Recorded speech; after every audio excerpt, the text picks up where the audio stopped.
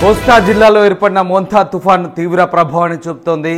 బంగాళాఖాతంలో ఏర్పడ్డ వాయుగుండం ఆదివారం కాస్త తుఫాన్గా బలపడింది. దీని ప్రభావంతో ఏపీ వ్యాప్తంగా భారీ వర్షాలు కురుస్తున్నాయి. ఇప్పటికే ఈ తుఫాను బలపడి మరింత తీవ్రంగా బలపడే అవకాశం కనిపిస్తుంది. మంగళవారం అంటే ఇవాళ 28వ తారీఖు నాడు రాత్రి ఇది తీరాన్ని దాటే అవకాశం కనిపిస్తోంది. కళింగపట్నం మచిలీపట్నం మధ్య లేదా మచిలీపట్నం కాకినాడ మధ్యలో ఇది తీరం దాటే అవకాశం కనిపిస్తోంది. తీరం దాటే సమయంలో ఇప్పటికే ఇది తుఫాను గంటకు 17 కిలోమీటర్ల వేగంతో కదులుతున్న పరిస్థితి. ఇది ప్రస్తుతం మచిలీపట్నానికి 230, అలాగే కాకినాడకు 310, విశాఖకు 370 కిలోమీటర్ల దూరంలో కేంద్రీకృతమైందని చెప్తున్నారు. మోంతా తుఫాన్ ప్రభావంతో ఇప్పటికే ఉభయ గోదావరి జిల్లాలో అలాగే ఉత్తరాంధ్ర జిల్లాల్లో భారీ వర్షాలు కురుస్తున్న పరిస్థితి కనబడుతోంది.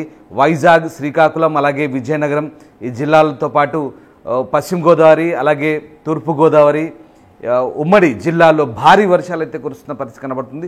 తుఫాను ప్రభావిత ప్రాంతాల్లో ఇప్పటికే అధికార యంత్రాంగం అంతా అప్రమత్తమైన పరిస్థితి కనబడుతుంది. ఒక్కసారి మనం శాటిలైట్ ఇమేజెస్ చూద్దాం. శాటిలైట్ ఇమేజెస్లో తుఫాను ప్రభావం తీవ్రత ఏ రకంగా ఉందో మీకు చెప్పే ప్రయత్నం చేస్తాను. ఇది భారత వాతావరణ శాఖ సూచిస్తున్నటువంటి శాటిలైట్ ఇమేజ్. ఇదిగో ఇక్కడే మనకు వెస్ట్ సెంట్రల్ బే ఆఫ్ బెంగాల్లో కేంద్రీకృతమైందంటే పశ్చిమ మధ్య బంగాళాఖాతంలో కేంద్రీకృతమైన ఈ తుఫాను ప్రభావం తీవ్రంగా కనిపిస్తోంది. ఇది మరింత బలపడి ఇవాళ రాత్రికి తీరాన్ని దాటే అవకాశం కనిపిస్తుంది. ఇవాళ ఇది రాత్రికి మచిలీపట్నం లేదా కాకినాడ మధ్యలో తీరాన్ని దాటే అవకాశం కనిపిస్తుంది. తీరం దాటే సమయంలో సరిగ్గా గంటకు 120 కిలోమీటర్ల వేగంతో భారీ ఈదురుగాలు వీసే అవకాశం కనిపిస్తుంది. ప్రధానంగా ఈ తుఫాను ప్రభావంతో అన్ని జిల్లాల్లో ముఖ్యంగా ఏపీ వ్యాప్తంగా కోస్తా అలాగే ఉత్తరాంధ్ర జిల్లాలతో పాటు రాయలసీమ జిల్లాలో కూడా భారీ వర్షాలు కురిసే అవకాశం ఉంది. ఇదిగో ఇక్కడే ఈ రెడ్ మార్క్ కనిపిస్తున్న ప్రాంతంలోనే భారీగా వర్షాలు పడే అవకాశం కనిపిస్తుంది. దీని ప్రభావం ఇక్కడ నుంచి ఇది సెంటర్, ఇది west central Bay of Bengal చెప్తారు. ఇది సెంట్రిక్ పాయింట్ అంటారు. ఇక్కడ నుంచి నేను మీకు మళ్ళీ శాటిలైట్ ఇమేజ్ ద్వారా వివరిస్తాను. ఇదిగో ఇక్కడ నుంచి ఈ సర్కిల్ ఏదైతే ఉందో ఇక్కడే సరిగ్గా కేంద్రీకృతమైంది. ఈ కేంద్రీకృతమైన ప్రాంతాన్ని ప్రస్తుతం ఇక్కడ నుంచి తీరం దాటే వైపు సరిగ్గా 17 కిలోమీటర్ల వేగంతో కదులుతుంది. సరిగ్గా కాకినాడ వైపు దక్షిణ కోస్తా ఏపీలోని కోస్తా వైపు కదులుతుంది. ప్రస్తుతం ఏపీ కోస్తా ప్రాంతంలోని దీని ఎఫెక్ట్ చాలా క్లియర్గా కనిపిస్తుంది. ఈ ప్రాంతంలో ఇది సెంట్రిక్గా ఉన్న ఈ ప్రాంతాన్ని ప్రస్తుతం తుఫాన్ కేంద్రం అంటారు. దీన్ని తుఫాన్ కేంద్రం లేదా ఐ అంటారు, సైక్లోనిక్ ఐ అంటారు. ఈ కేంద్రంలో ప్రస్తుతం కాస్త ప్రశాంతమైన వాతావరణం ఉన్నప్పటికీ కూడా దీని ఐ వాల్ అంటారు. దీని చుట్టూ ఉన్నటువంటి ప్రాంతం ఏదైతే ఉందో దాదాపు ఈ కేంద్రం ఒక 10 కిలోమీటర్ల విస్తీర్ణంలో తుఫాను కేంద్రం సెంట్రిక్గా ఉంటుంది.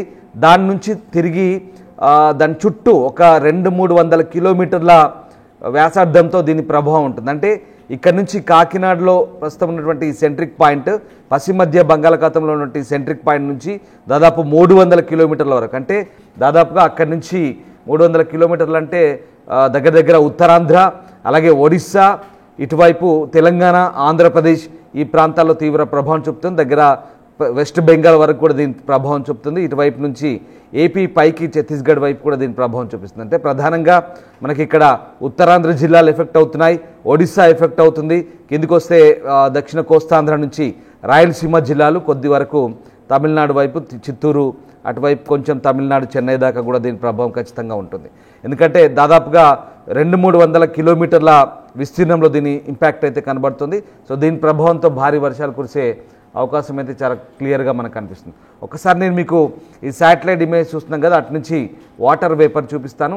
ఓవరాల్గా దీని ఇంపాక్ట్ ఎట్లా ఉందో చూపిస్తాను. ఒకసారి ఇదిగో చూడండి, ఇది ప్రస్తుతం ఈ కర్వ్ ఏదైతే ఉందో ఈ రేఖ ఏదైతే ఉందో ఇక్కడ నుంచి సరిగ్గా ఇది పశ్చిమ మధ్య బంగాళాఖాతంలో ఏర్పడినటువంటి ఈ రేఖ ఏదైతే ఉందో ఇటు నుంచి సరిగ్గా ఇదిగో చూడండి ఇటు ఉత్తరాంధ్ర వైపు కదులుతుంది. ఇది కాకినాడ తీరం.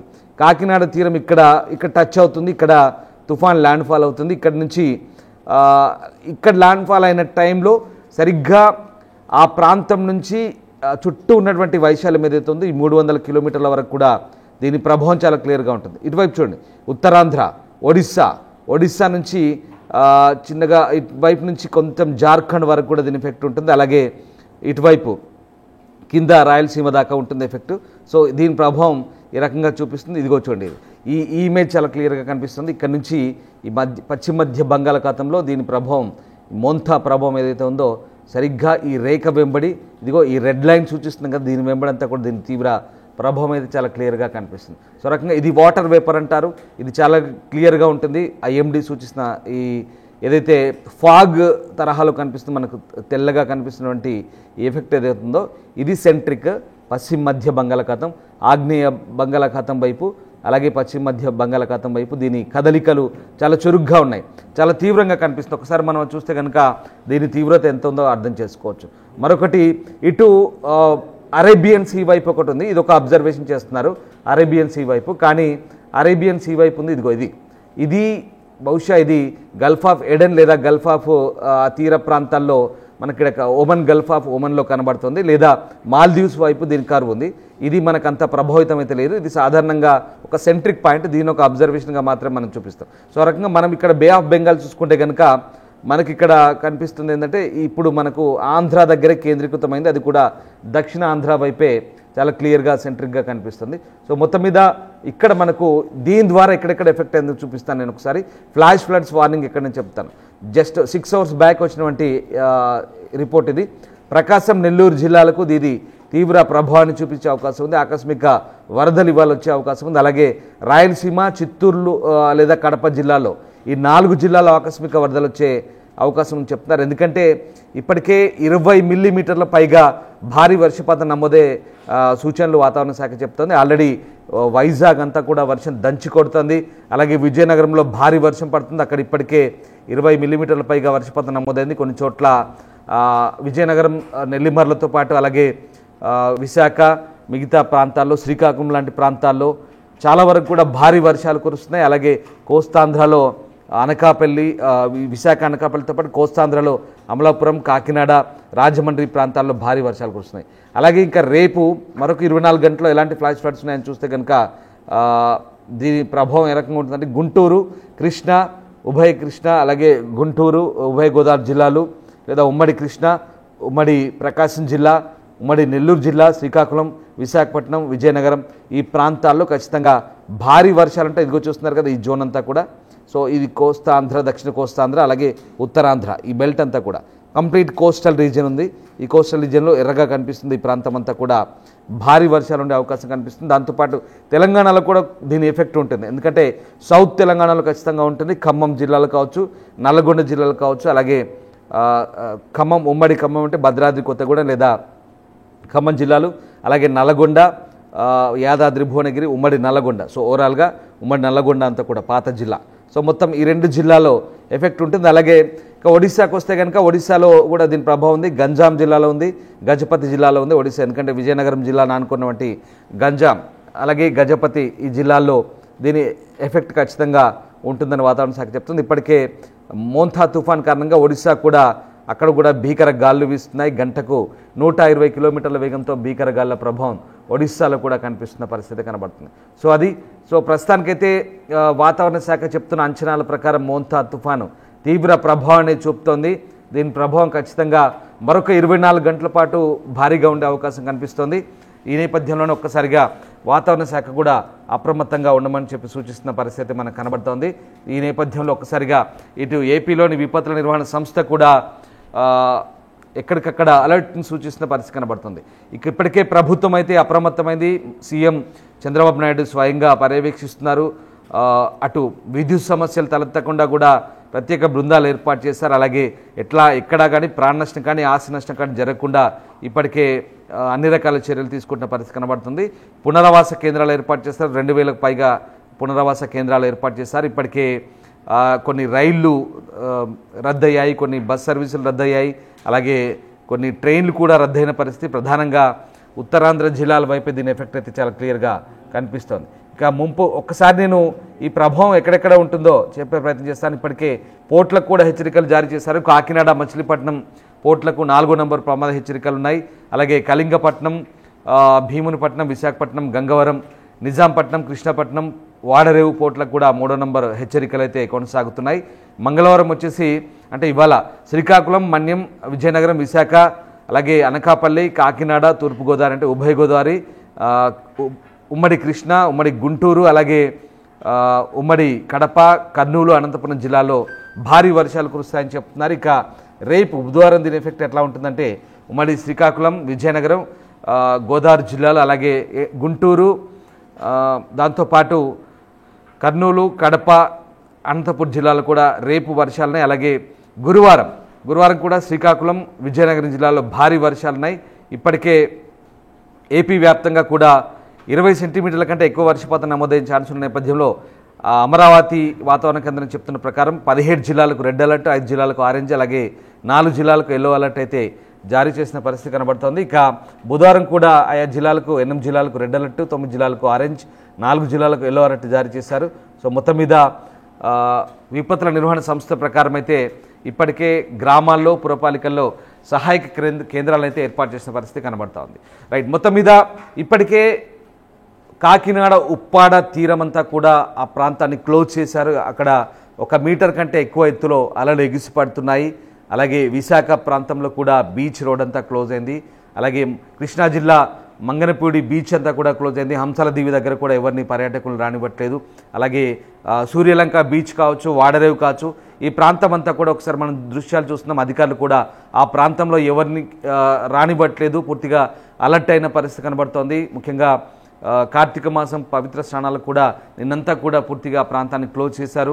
మెరైన్ పోలీసు, మెరైన్ సిబ్బంది అంతా కూడా మైకులతో అనౌన్స్ చేసిన పరిస్థితి కనబడుతుంది ఆ ప్రాంతంలో. ఎందుకంటే సముద్రం అల్లకల్లోలంగా ఉంటుంది, మత్స్యకారులు కూడా ఎవరు వేటకు వెళ్ళొద్దంటూ చెప్తున్న పరిస్థితి కనబడుతోంది. దీని ప్రభావం చాలా తీవ్రంగా ఉండే అవకాశం లేకపోలేదు. ఎందుకంటే మోంథా తుఫాను ఖచ్చితంగా తీవ్ర ప్రభావాన్ని చూపితే కనుక మరింత బలపడితే అయితే తీరాన్ని తాకి ల్యాండ్ ఫాల్ అయినప్పుడు అక్కడి నుంచి దిశ మార్చుకొని మళ్ళీ సముద్రంలోకి వెళ్తే చెప్పలేని పరిస్థితి. ఎందుకంటే గతంలో కూడా ఇలాంటివి జరిగినాయని చెప్తున్నారు. 2022లో కూడా ఇలాంటి ప్రభావం చూపుతుంది. కృష్ణా జిల్లా కృతివెన దగ్గర ల్యాండ్ ఫాల్ అయినప్పుడు అక్కడి నుంచి మళ్ళీ తీరం వెంబడి తిరిగి కాకినాడ వైపు సముద్రంలోకి వెళ్ళిందని చెప్తున్నారు. సో కొన్ని తుఫాను ఎటువైపు దిశ మార్చుకుంటుంది, ఎటువైపు వెళ్తుందని చాలా స్పష్టంగా ఆ సమయంలో దాన్ని ఎలా ఉంటుందని చెప్పలేము. ఎందుకంటే తుఫాను మామూలుగా డిప్రెషన్ అంటే అల్పపీడనం ఏర్పడ్డప్పుడు అది వాయుగుండంగా ఉండొచ్చు, లేదా అల్పపీడనంగానే కొనసాగి అక్కడికే ఎండవచ్చు, లేదా తుఫాన్గా మారి బలపడి తుఫాను లేదా తీవ్రమైన తుఫానులుగా కూడా మారచ్చు. దాని ప్రభావంతో దాని చుట్టూ ఉన్న రేడియస్, ఆ సెంట్రిక్ ఏదైతే ఉందో, సెంట్రిక్ 10 కిలోమీటర్స్ ఉంటుంది తుఫాను ఆ కేంద్రం. అక్కడి నుంచి ఆ డిప్రెషన్ అల్పపీడనం అటు నుంచి తుఫాన్గా మారినప్పుడు 100, 200, 250, 350 లేదా ఒక్కోసారి 400 కిలోమీటర్ల రేడియస్ చుట్టూ, దాని చుట్టూ 400 కిలోమీటర్ రేడియస్ కూడా దాని ఇంపాక్ట్ ఉండే అవకాశం ఉంది. కొన్ని సందర్భాల్లో అది తీవ్రమైన తుఫాన్గా మారితే. ఇదంతా కూడా ఉత్తర హిందూ సముద్రం ఏదైతే ఉందో, బే ఆఫ్ బెంగాల్, ఇక్కడ నుంచి కొన్ని దేశాలు, దాదాపు 18 దేశాలు కలుసుకొని ఒక అంతర్జాతీయ వాతావరణ కేంద్రం ఏదైతే ఉందో, యునైటెడ్ నేషన్స్ ఆధ్వర్యంలో కొనసాగే ఆ అంతర్జాతీయ వాతావరణ కేంద్రం నుంచి ఈ పేర్లు పెడతారు. దీనికి ప్రస్తుతం థాయిలాండ్ మోంథా అనే పేరును పెట్టింది. థాయిలాండ్ పెట్టిన ఈ మోంథా ప్రకారం అక్కడ భాషలో ఒక సువాసన అనే పేరు. సో ఆ రకంగా మోంథా అనే పేరుని ఇది థాయిలాండ్ సూచించింది. ప్రస్తుతం ఈ మోంథా తుఫాన్ అయితే బే ఆఫ్ బెంగాల్లో కొనసాగుతున్న ఈ తుఫాన్ అయితే తీవ్ర ప్రభావాన్ని చూపిస్తోంది. మరికొద్ది గంటలు అంటే మరొక ప్రస్తుతానికి గంటకు 17 కిలోమీటర్ల వేగంతో ఈ తుఫాన్ అయితే చాలా తీవ్రంగా కొనసాగుతోంది. 17 కిలోమీటర్ల వేగంతో వెళ్తోంది. సో ఆ రకంగా ల్యాండ్ ఫాల్ అయ్యే టైంకి కూడా ఖచ్చితంగా ఇంకా దీని ఇంపాక్ట్ అయితే చాలా తీవ్రంగా ఉండే ఛాన్స్ కనిపిస్తోంది. మళ్ళీ చెప్తున్నాను, మరొక 24 గంటల పాటు భారీ వర్షాలు కురిసే ఛాన్స్ అయితే ఉంది. ఇప్పటికే భారీ వర్షాలు కురుస్తున్నాయి. ఉమ్మడి విశాఖ జిల్లా వ్యాప్తంగా, విజయనగరం జిల్లా వ్యాప్తంగా, శ్రీకాకుళం జిల్లా వ్యాప్తంగా భారీ వర్షాలు అయితే కురుస్తున్నాయి. విశాఖ తీర ప్రాంతం, పర్యాటక ప్రాంతాలన్నీ కూడా ప్రస్తుతానికి అన్నీ కూడా క్లోజ్ చేశారు, ఎవరిని రానివ్వట్లేదు. ఒకవేళ భారీ వర్షాలకు తుఫాను మరింత తీవ్రంగా మారి బలపడితే కనుక మరింత భారీ వర్షం కురిసే ఛాన్స్ లేకపోలేదు. సో ఖచ్చితంగా బుధ, గురు, శుక్రవారాల దాకా కూడా దీని ఎఫెక్ట్ ఉంటుంది. ఒక ఏపీ మాత్రమే కాదు, ఒడిస్సా, అలాగే తెలంగాణ, దక్షిణ తెలంగాణ, ఉత్తర తెలంగాణ జిల్లాలో కూడా దీని ప్రభావం ఉంటుంది. ఇప్పటికే హైదరాబాద్ వ్యాప్తంగా కూడా నిన్న నైట్ అంతా కూడా వర్షం కురిసింది. మళ్ళీ ఇవాళ కూడా పూర్తిగా మేఘావృతమైంది. ఇవాళ కూడా వర్షం పడే ఛాన్స్ ఖచ్చితంగా ఉండే అవకాశం ఉంది. సో ఏపీ విపత్తుల నిర్వహణ సంస్థ ఎప్పటికప్పుడు అలర్ట్గా ఉంది. ఆయా ప్రాంతాల్లో, ముఖ్యంగా గ్రామీణ ప్రాంతాలతో పాటు అలాగే పట్టణ ప్రాంతాల్లో ఏదైతే ఉమ్మడి కృష్ణా జిల్లా మొదలుకొని ఉభయ గోదావరి, కోస్తాంధ్ర, ఉత్తరాంధ్ర జిల్లాల వైపు కంప్లీట్ కోస్టల్ రీజియన్లో కంప్లీట్గా అలర్ట్గా ఉన్నారు. అన్ని రకాలుగా ఎస్డీఆర్ఎఫ్, ఎన్డీఆర్ఎఫ్ బృందాలు రెడీగా ఉన్నాయి. అలాగే కేంద్రం నుంచి ఎలాంటి సహాయం కావాలన్నా అందిస్తామంటూ కేంద్ర ప్రభుత్వం కూడా చెప్తుంది. ముఖ్యమంత్రి ఎప్పటికప్పుడు సమీక్ష చేస్తున్నారు, రివ్యూ చేస్తున్నారు. వందలాది రెస్క్యూ సెంటర్లు కూడా ఏర్పాటు చేశారు. అవసరమైతే ఎప్పటికప్పుడు ఆ మొబైల్ టవర్ల దగ్గర కూడా జనరేటర్లు సిద్ధంగా ఉంచాలంటూ ముఖ్యమంత్రి కూడా సూచిస్తున్న పరిస్థితి కనబడతా ఉంది. ఇప్పటికైతే రెవెన్యూ అలాగే రెస్క్యూ విపత్తుల నిర్వహణ సంస్థతో కలిసి వీళ్ళంతా కూడా అలర్ట్గా ఉన్నారు.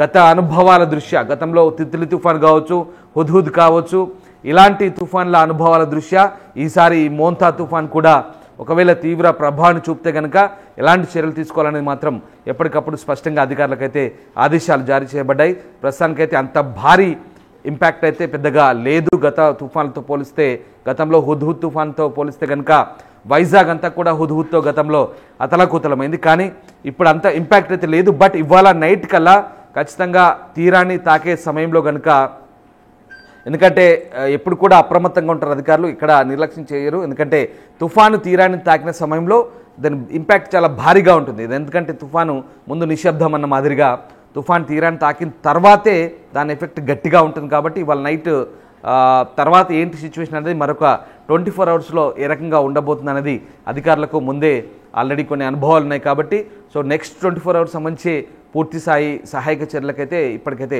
అలర్ట్గా ఉన్నారు, అంతా ప్రిపేర్గా ఉన్నారు. ఒకవేళ ఖచ్చితంగా భారీ ఎఫెక్ట్ కనుక ఉంటే ప్రజలు మాత్రం అప్రమత్తంగా ఉండాలి. అందుకే ఇప్పుడు ప్రస్తుతానికి ప్రజా రవాణా వ్యవస్థను కూడా పూర్తిగా అధికారులు రైల్వే కానీ, బస్ సర్వీసెస్ కానీ, అలాగే వైజాగ్ వెళ్లాల్సిన కొన్ని ఎయిర్ ఇండియా ఎక్స్ప్రెస్, అలా ఇండిగో లాంటి విమాన సంస్థలు కూడా ప్రస్తుతానికి అక్కడికి రద్దయిన విమానాలు. సో ఆయా ప్రాంతాల్లో ప్రజా రవాణా వ్యవస్థను కూడా పూర్తిగా కుదించారు. అవసరమైతే తప్ప ప్రయాణాలు చేయొద్దు. తుఫాన్ ఎఫెక్ట్ అయితే ఖచ్చితంగా తీర ప్రాంతాల్లో ఉంటుంది. మత్స్యకారులు ముఖ్యంగా వేటకు వెళ్ళొద్దు. ప్రజలు కూడా సముద్ర తీర ప్రాంతాల్లో సంచరించొద్దు. అలర్ట్గా ఉండాలని చెప్పేసి వాతావరణ శాఖ ఇస్తున్న సూచనల మేరకు ప్రభుత్వం కూడా సూచిస్తోంది.